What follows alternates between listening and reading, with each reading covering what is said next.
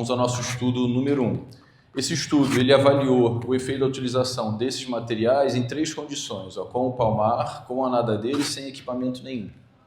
Vamos ver o que acontece em termos de mudança de nado quando a gente utiliza esses equipamentos. Então foram avaliados 11 nadadores com a idade média de 25 anos, com mais de 7 anos de treinamento e que tinham experiência na utilização dos equipamentos. Isso é muito importante. Se você não sabe nem como utiliza o equipamento, você primeiro tem que aprender a utilizar o equipamento, tem que se adaptar a ele, para depois ter os possíveis benefícios da utilização do equipamento. Qualquer equipamento, não interessa. Mesmo que não seja dentro da água. A gente precisa conhecer o equipamento, sentir o equipamento, ajustar para depois ter os efeitos. A proposta foi fazer aí 3 dias de coleta. No primeiro dia eles nadaram sem equipamento nenhum, e foram avaliadas as variáveis que eu vou mostrar para vocês. E depois, de maneira aleatória, no segundo dia, ou se nadava com o palmar, ou se nadava com a nadadeira. Quem nadou com o palmar no segundo dia, no terceiro dia usou a nadadeira, e isso foi aleatoriamente para que não pudesse haver nenhum tipo de tendência ou efeito específico da utilização do material. O que eles fizeram? Um estímulo máximo de 50 metros, com saída dentro da água. Apesar de ser um estímulo máximo de 50, na verdade só foi avaliado o segundo percurso de 25 metros, então o teste foi numa piscina de 25, 25 e 25, e eles só analisaram a volta, não analisaram a ida, descontando o efeito da saída e da chegada. Foi o que o Fernando comentou, o efeito do que a gente chama de nado limpo. Vamos ver o que aconteceu. Então eles perceberam o seguinte: quando a gente utiliza a nadadeira que eles utilizaram aqui foi a nadadeira da Kapalua, acho que é a nadadeira mais comum, a mais conhecida. Eles perceberam que houve um aumento na velocidade de nado em comparação a essas 2 condições, palmar ou sem equipamento nenhum. Eu acho que isso é óbvio da gente analisar pela própria experiência. Se eu estou fazendo um estímulo máximo e eu utilizo um implemento como a nadadeira, a tendência é que eu nade mais rápido. Legal. Perceberam também que houve um aumento no comprimento da braçada, que houve uma diminuição da amplitude da pernada. A amplitude da pernada foi medida entre os maléolos, ou seja, a pernada ela fica mais curta e a pernada fica menos profunda. Então, a utilização da nadadeira em comparação com essas condições, com palmar ou sem material nenhum, trouxe algumas modificações cinemáticas do nado. Então, eu não nado da mesma maneira com esse equipamento ou com algum outro equipamento ou sem material nenhum.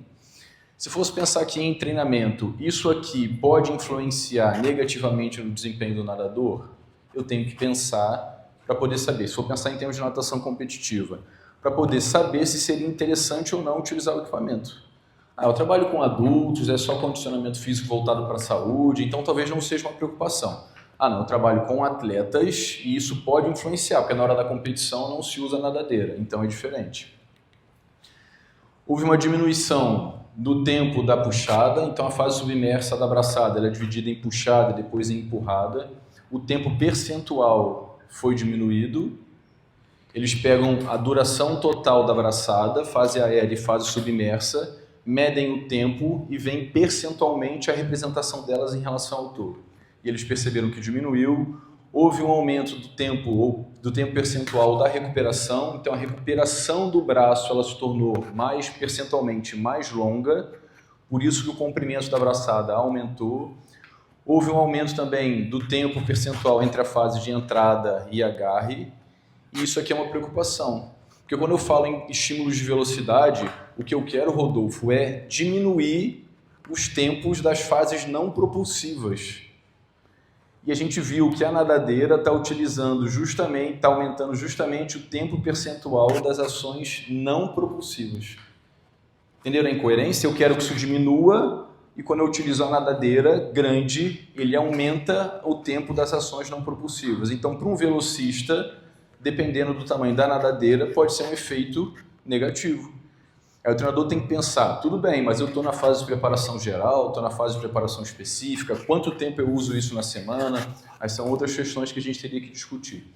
E se diminui também o tempo percentual da fase propulsiva da braçada. Então isso aqui, que é o que interessa, diminui, isso aqui percentualmente aumenta e isso aqui percentualmente aumenta também. Então parece que são todos efeitos negativos se for pensar no desempenho de um velocista. Quando a gente utiliza a nadadeira também, houve uma modificação no padrão de coordenação entre os braços, passou-se a nadar ainda mais com um padrão de captura, que não é o padrão adequado para um velocista. O padrão para o velocista é aquele de sobreposição, onde você tem ação propulsiva com um braço e finalização da ação propulsiva com o outro braço. Você sempre tem ação propulsiva. E como a nadadeira aumenta o comprimento da braçada, você, na verdade, modifica o padrão de coordenação. Para um velocista, mais uma vez, isso é negativo. Como você nada mais rápido, como você nada mais rápido com maior comprimento de braçada, você se torna mais eficiente. Então, em termos de eficiência, você se torna mais eficiente. Então, talvez, para um nadador que não é atleta, para um nadador jovem ou adulto que você queira aumentar o volume de nado, usar a nadadeira parece ser uma maneira de facilitar o nado para que ele consiga nadar mais. Houve uma diminuição no tempo das ações propulsivas nos 10 metros, que são aqueles 10 metros de nado limpo, e houve um aumento do gasto energético.